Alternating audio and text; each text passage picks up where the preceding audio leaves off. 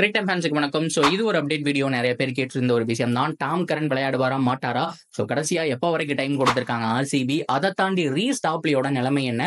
பிஎஸ்எல்லையும் பார்த்தோம் அப்படின்னா குவைட் பண்ணிட்டாரு. இங்கிலாந்து கிரிக்கெட் போர்டு என்னதான் நினைக்கிறாங்க, அவருக்கு என்ஓசி தருவாங்களா இல்லையா, ஆர்சிபியோட கதி தான் என்ன அப்படிங்கிற எல்லா கேள்விக்கும் இந்த ஒரு வீடியோல ஆன்சரை பார்த்து தெரிஞ்சுக்கலாம். அதுக்கு முன்னாடி ஃபர்ஸ்ட் டைம் சேனலுக்கு வரீங்கன்னா மறக்காம சப்ஸ்கிரைப் பண்ணி சப்போர்ட் பண்ணுங்க. அப்பதான் அப்டேட் எல்லாமே எங்களை வந்து சேரும். சரி வாங்க வீடியோக்குள்ள போலாம். அப்படின்னா மென்ஸ் ஐபிஎல் 22ஆம் தேதி தொடங்குதுங்க. So first match big opening night அப்படிங்கிற மாதிரி இந்த பக்கம் மஞ்சப்படை, இந்த பக்கம் சிவப்பு படை அப்படிங்கிற மாதிரி ரெண்டு டீம் மோதுறாங்க. Two big teams. 5 வருஷத்துக்கு அப்புறம் ஃபேப் டூ பிளஸி சேப்பாக்கு வராரு, ஆனா ஆப்போசிட் கலர்ல அப்படிங்கறதான் நிதர்சனமான உண்மை. ஸோ சிஎஸ்கே ஃபேன்ஸ் அப்படியே இருந்தாலும் அன்போடு வரவேற்பாங்க. என்ன நடக்க போகுது, யார் வின் பண்ண போறாங்க, பிளேயிங் 11 எப்படி இருக்க போகுதுன்னு சொல்லி நம்ம கம்ப்ளீட் வீடியோ போட்டாச்சு. சப்போஸ் மிஸ் பண்ணியிருந்தீங்க அப்படின்னா பிளேலிஸ்ட் செக் பண்ணி பாருங்க, எல்லா வீடியோவும் அவைலபிளா இருக்கும். நான் டிஸ்கிரிப்ஷன்லேயே கொடுக்குறேன். ஸோ அதெல்லாமே ஒரு பக்கம் இருக்கேன். ஸோ ஆர்சிபிக்கு பிரச்சனை மேல பிரச்சனை. ஆர்சிபி மட்டும் கிடையாதுங்க, சிஎஸ்கே பத்தியும் இந்த இடத்துல நாம் பேச வேண்டிய கடமை இருக்கு. சிவம் தூபேக்கு பேக்ல இன்ஜுரி, முஸ்டபிசூருக்கு கால்ல இன்ஜுரி, கான்வேக்கு கையில இன்ஜுரிங்கிற மாதிரி அவங்களும் கிட்டத்தட்ட 5 இன்ஜுரி லிஸ்ட் வச்சிருக்காங்க. அவங்க எல்லாருக்கும் மிகப்பெரிய இன்ஜுரி கிடையாது, ஆனா ஆர்சிபி ஃபேஸ் பண்றது என்னமோ மிகப்பெரிய ப்ராப்ளம். ஏன்னா டாம் கரன் அவரை பொறுத்த வரைக்கும் இன்ஜுரி ஆனாருங்கிற விஷயம் தெரியும். நிறைய பேர் மறந்துருப்பீங்க, கிட்டத்தட்ட 2 மாசம் பக்கம் ஆச்சு. டிசம்பரோட எண்ட் அண்ட் ஜனவரியோட ஃபர்ஸ்ட் வீக்ல நடந்த ஒரு விஷயம். ஆக்சுவலா என்ன ஆச்சு அப்படின்னு சொன்னோம்னா, பிச்சில் ஓடி அவர் வந்துட்டு இந்த மாதிரி பனிஷ்மெண்ட் வாங்கி வெளியில கொண்டுட்டு இருந்தாரு. அதுக்கப்புறம் ஒரு மேட்ச் நல்லா பண்ணாரு, அப்ப இன்ஜுரி ஆகி வெளியில போயிட்டாரு. அந்த இன்ஜுரி ரெக்கவர் ஆகிறதுக்கு ஆல்மோஸ்ட் வந்துட்டு 90 டேஸ்க்கு மேல ஆகும். ஸோ அதுக்கப்புறம் தான் அவரால் நடக்கவே முடியும். பவுலிங் போடுறதெல்லாம் ரிஸ்க் அப்படிங்கிற மாதிரி சொன்னாங்க.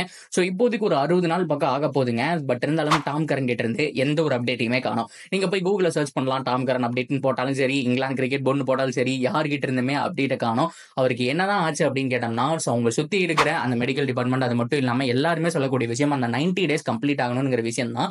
ஆனா டாம் கரன் எந்த ஒரு விஷயத்தையும் வந்துட்டு ஆர்சிபிக்கு இன்ஃபார்ம் பண்ணல. கொஞ்சம் பொறுங்க அப்படிங்கிற மாதிரி தான் சொல்லியிருக்காங்க. அஃபீஷியலா நான் வெளியில போறேனுங்கிற மாதிரி ஐபிஎல் இருந்து குவைட் பண்றேங்கிற ஒரு ட்விட்டோ இல்லைன்னா இங்கிலாந்து கிரிக்கெட் போர்டு கிட்ட சொல்லி இந்த மாதிரி அவங்களுக்கு என்ஓசி கொடுக்க முடியாது, அந்த அளவுக்கு அவர் ஃபிட்டா இல்லை அப்படிங்கிற நியூஸோ இந்த மாதிரி எதுவுமே சொல்ல. ரீஸ்டாப்லி கூட பார்த்தோம் அப்படின்னா என்ஓசி பிஎஸ்எல்காக வாங்கி கொடுத்துட்டாரு, வர முடியாதுன்னு சொல்லிட்டு.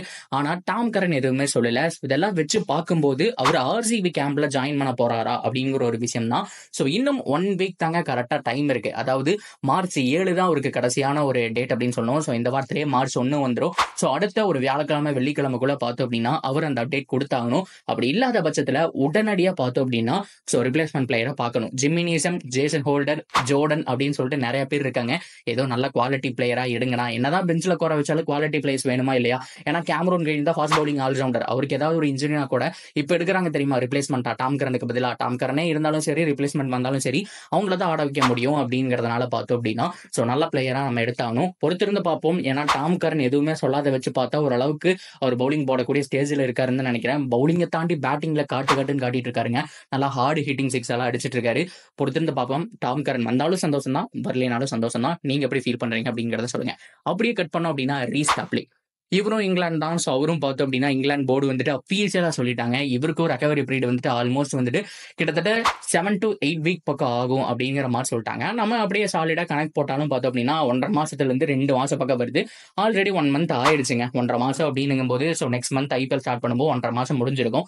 ஆனால் இங்கே மிகப்பெரிய வில்லனா இருக்கிறது யாருன்னு கேட்டிங்கன்னா இங்கிலாந்து கிரிக்கெட் போர்டு தான். ஏன்னா என்ஓசி வந்துட்டு அவங்க பாகிஸ்தான் சூப்பர் லீக்கு கொடுக்கல. அதுக்கான காரணம் என்னன்னு கேட்டிங்கன்னா இவங்க கிட்ட பெரிய பவுலர்ஸ் யாரும் கிடையாது. நான் எதை பற்றி பேசிட்டு இருக்கேன் புரிஞ்சிருக்கும்னு நினைக்கிறேன். ஐபிஎல் முடிஞ்ச கையோட T20 வேர்ல்ட் கப் வருது. ஸோ அதுக்கு குவாலிட்டியான பவுலர்ஸ் வேணும். இங்கிலாந்துல ஏதாவது ஒரு 3 பவுலர் சொல்லுங்க பார்க்கலாம், நல்ல ஃபார்ம்ல இருக்காங்க, செமையா பண்ணிட்டு இருக்காங்கன்னு சொல்லி யாரையுமே சொல்ல முடியாது. ரீஸ் டாப்லி தான் கரண்ட் ஃபார்ம்ல எல்லாத்துலயும் கலக்கிட்டு இருக்காரு. சவுத் ஆப்பிரிக்கா ஆகட்டும், உள்ளூர் டோர்னமெண்ட் ஆகட்டும், எல்லா லீக் மேட்சஸ்லயும் செமையா பண்ணிட்டு இருக்காரு. ஸோ அந்த அளவுக்கு தான் இங்கிலாந்துடைய பவுலிங் இருந்துட்டு இருக்கு. அவர் ஒருத்தர் தான் நல்லா தனியா தெரியுறாருங்கும் போது அவருக்கு சின்ன இன்ஜுரினா கூட பெருசா பண்ணக்கூடாது. ஆக்சுவலா அவருக்கு சின்ன இன்ஜுரி தான் வேணும்னே பார்த்தோம் அப்படின்னா 50 நாள் 60 நாள்ங்கிற மாதிரி சொல்லிட்டு இருக்காங்க. பிகாஸ் எந்த டீமும் கேட்டு வந்துடக்கூடாது அப்படிங்கிறதுனால. ஸோ அதனாலதான் என்ஓசி கொடுத்துட்டாங்க. என்ஓசி அப்படிங்கிறது நான் அப்ஜெக்ஷன் சர்டிபிகேட் அப்படின்னு சொல்லுவாங்க. எங்களுக்கு எந்த விதமான பிரச்சனையும் இல்லை, விளையாட கூப்பிட்டு போங்க அப்படிங்கிற மாதிரி கிரிக்கெட் போர்டு தான் கொடுக்கணும். ஆனா அதை கொடுக்க மறுத்துட்டாங்க அப்படின்னு தான் சொல்லணும். ஸோ பாகிஸ்தானுக்கு வந்துட்டு நீங்க போகக்கூடாது, விளையாடக்கூடாது அப்படிங்கிற மாதிரி சொல்லிட்டாங்க. சேம் ஹோப்ஃபுல்லி ஆர்சிபி ஃபேன்ஸ் எல்லாம் வேண்டிக்கணும். போன வருஷமும் கிடைக்கல. ஸோ இந்த வருஷமும் பார்த்தோம் அப்படின்னா ரீஸ்டாப்லேயே வராம போயிடக்கூடாது. ஏன்னா அவங்க எதுக்கு பிளான் பண்றாங்கன்னா T20 வேர்ல்ட் கப் ரொம்ப ரொம்ப முக்கியம். ஸோ அதுக்காக இவங்களை அனுப்பக்கூடாதுன்னு பாக்குறாங்க. ஸோ ஆனா ரீஸ்டாப்லி ஓரளவுக்கு ஃபிட்டா இருந்தாருன்னா வந்து விளையாடுவாரு. ஸோ அவர் வரக்கான இருக்கிறதுக்கான சான்ஸும் இருக்கு. இந்த இங்கிலாந்து கிரிக்கெட் போர்டு இசிபி அவங்க ஏதாவது பண்ணாம இருந்தா சரி. ஸோ மத்தபடி அவர் சைட்ல இருந்து எந்த விதமான ப்ராப்ளம் இல்ல. ஹோப்ஃபுல்லி ரெக்கவர் ஆகணும். ஸோ எந்த விதமான பிரச்சனையும் இல்லாம கால உடைச்சுக்காம இங்க வந்து நல்லா விளையாடணும் அப்படிங்கிறது தான் எல்லாருடைய வேண்டுதலுமாவே இருந்துட்டு இருக்கு. ஸோ ஓவராலா நான் எல்லாமே கவர் பண்ணிட்டேன்னு நினைக்கிறேன். ஸோ நீங்க என்ன நினைக்கிறீங்க? ரீஸ் டாப்லி அண்ட் டாம் கரனுடைய அப்டேட்டை நீங்க ஒரு ஆர்சிபி ஃபேனா எப்படி பாக்குறீங்க அப்படிங்கிறத சொல்லுங்க. தொடர்ந்து அப்டேட்டுக்கு சேனலோட இணைஞ்சிருங்க. மறக்காம சப்ஸ்கிரைப் பண்ணி சப்போர்ட் பண்ணுங்க.